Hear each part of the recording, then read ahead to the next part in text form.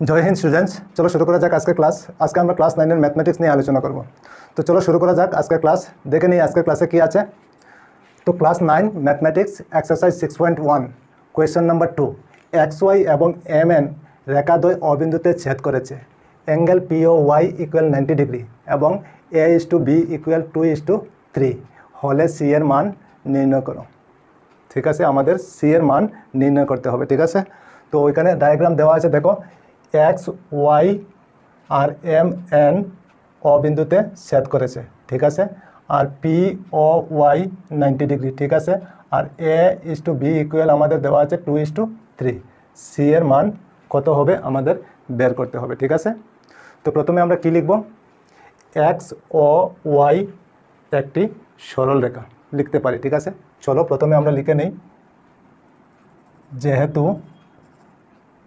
X ও Y একটি সরল রেখা, ঠিক, সরল রেখা। আমি লিখে দিই X ও Y, X মিডিলে O আর ওইখানে Y। ঠিক আছে, X ও Y একটি সরল রেখা। ঠিক আছে, ওইখানে দেখো X ও Y একটি সরল রেখা। তো আমরা ওইখানে লিখতে পারি X ও Y একটি সরল রেখা। ঠিক আছে, এই সরল রেখার উপর দেখো তিনটা অ্যাঙ্গেল আছে, একটা, দুইটা, তিনটা। তো প্রথম অ্যাঙ্গেলটার নাম কি হতে পারে? প্রথম অ্যাঙ্গেল মনে করো এইভাবে আছে, ওইখানে X, তারপর ওইখানে O, তারপর M, ওইখানে M আছে। ঠিক আছে, তো এই অ্যাঙ্গেলটার নাম কি হবে? X ও M। ঠিক আছে, এই অ্যাঙ্গেলটা লিখলাম, ওইখানে ওইটা লেখা হলো। ঠিক আছে, ওই অ্যাঙ্গেলটা লেখা হলো, বুঝতে পেরেছ? আচ্ছা, তারপরে আরেকটা আছে এইটা। এখন ওইটার নাম কি হবে? ওইটা দেখো এইভাবে আছে, তারপর সোজা চলে গেছে এইভাবে, ঠিক কি না? ওইখানে M আছে, ওইখানে O আছে, ওইখানে P আছে। এই অ্যাঙ্গেলটার নাম কি হবে? MOP হবে, আর না হয় POM হবে। ঠিক আছে, তো আমরা কি লিখব? MOP লিখতে পারি, প্লাস দিয়ে লিখব, অ্যাঙ্গেল MOP। তারপর দেখো আরেকটা আছে, ওইটার নাম কি হবে? ঠিক আছে, এই অ্যাঙ্গেলটার নাম আমাদের এখানে দেওয়া আছে, তবে আমি তোমাদেরকে দেখিয়ে দিই। ওইখানে P আছে, ওইখানে O আছে, ওইখানে Y আছে। ঠিক আছে, তো ওইটার নাম কি হবে? POY, আর না হয় YOP, এই দুইটাই হবে। ঠিক আছে, তো আমাদের ওইখানে লেখা আছে POY, তো আমরা লিখে নেব অ্যাঙ্গেল POY ইকুয়াল দিয়ে আমরা কি লিখতে পারি? এই সম্পূর্ণটা একটা সরল কোণ হবে। ওইখানে দেখো সরল কোণ, তো সরল কোণের ভ্যালু আমরা কত জানি? 180 ডিগ্রি জানি। ঠিক আছে, তো ওইখানে তিনটা অ্যাঙ্গেল আছে, তো তিনটা অ্যাঙ্গেলে 180 ডিগ্রি হবে, টোটাল 180 ডিগ্রি। তো আমরা লিখতে পারি ওইখানে 180 ডিগ্রি। বুঝতে পেরেছ নিশ্চয়? আচ্ছা, এখন দেখো X ও M এর জায়গায় কি লেখা আছে?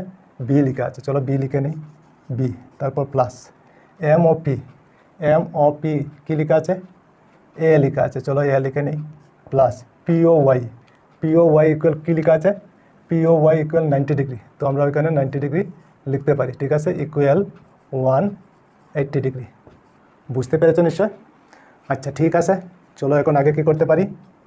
এখন B প্লাস A লিখে নেব, ইকুয়াল 180, আর 90 ডিগ্রি ওইখানে প্লাস আছে, বাইরে গেলে কি হবে? মাইনাস হয়ে যাবে, 90 ডিগ্রি মাইনাস। বুঝতে পেরেছো নিশ্চয়? আচ্ছা, চলো তারপরে আগে, এখন B প্লাস A ইকুয়াল 180 থেকে 90 ডিগ্রি মাইনাস করলে কি হবে? 90 ডিগ্রি হবে। বুঝতে পেরেছ? ওইটাকে আমরা এইভাবে লিখতে পারি, A প্লাস B। ওইখানে B প্লাস A আছে, তো আমরা A প্লাস Bও লিখতে পারি, ইকুয়াল 90 ডিগ্রি। একটু সুন্দর লাগবে দেখতে, ঠিক কি না? আচ্ছা, এখন কি করতে পারি? এখন দেখো ওইখানে দেওয়া আছে A:B ইকুয়াল 2:3। তো আমরা ওইখানে লিখতে পারি কিন্তু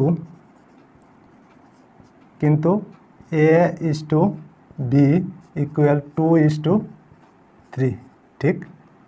সুতরাং A ইকুয়াল আমরা কি লিখতে পারি? 2 + 3, আর উপরে 2 লিখতে পারি। A হলো 2 আর B হলো 3, ইন্টু কি লিখতে পারি? 90 ডিগ্রি। ওইখানে দেখো 90 ডিগ্রি আছে, ঠিক? বুঝতে পেরেছো নিশ্চয়? আচ্ছা চলো, তারপরে আগে উপরে 2 থাকবে, আর 2 আর 3 প্লাস করে কি হবে 5 ইন্টু 90 ডিগ্রি। এখন 5 দিয়ে 90 ডিগ্রিকে ডিভাইড করলে কত হবে 18 ডিগ্রি। বুঝতে পেরেছ? চলো এখন আগে 2 ইন্টু 18 ডিগ্রি, 2 আর 18 ইন্টু করলে কি হবে 36। তো আমরা ওইখানে লিখতে পারি 36 ডিগ্রি। বুঝতে পেরেছ? তো এ আমাদের কত বেরোলো 36। বুঝা গিয়েছে নিশ্চয় তোমাদের? আচ্ছা, তো আমাদের কি বের করতে হবে? সি বের করতে হবে না? চলো এখনও বাকি। আবার এখন লিখতে পারি, আবার এক্স ওয়াই এবং এম এন রেখাদ্বয় ও বিন্দুতে ছেদ করেছে। আমরা লিখতে পারি এক্স ওয়াই এবং এম এন রেখাদ্বয় ও বিন্দুতে ছেদ করেছে, ও বিন্দুতে ছেদ করেছে, ঠিক আছে? ও বিন্দুতে ছেদ করেছে। সুতরাং দেখো এখানে এক্স ওয়াই, ওইটা হলো এক্স ওয়াই, ওইখানে এক্স আর ওইখানে ওয়াই, ঠিক আছে? এক্স ওয়াই হলো, তারপর এম এন এক্স ওয়াই হলো ওইটা, ঠিক আছে? আর এম এন অবিন্দুতে ছেদ করেছে, ওইখানে এম এন, ঠিক আছে? ওইখানে এন আর ওই জায়গায় এম। বুঝতে পেরেছ? ওইটা অবিন্দুতে ছেদ করেছে, ও ওই জায়গায়, ঠিক আছে? যদি হয় তাহলে এই অ্যাঙ্গেল আর এই অ্যাঙ্গেল সমান হবে। তো এই অ্যাঙ্গেলটার নাম কি হবে আর এই অ্যাঙ্গেলটার নাম কি হবে? বুঝতে পেরেছ? তো এই অ্যাঙ্গেলটার নাম হবে এক্স ও এন। তো আমরা লিখতে পারি এক্স ও এন ইকুয়াল, আর এই অ্যাঙ্গেলটার নাম কি হবে এম ও ওয়াই। চলো, অ্যাঙ্গেল এম ও ওয়াই কেন সমান? আমরা লিখতে পারি ওইখানে ওইটাকে বলে বিপ্রতীপ কোণ,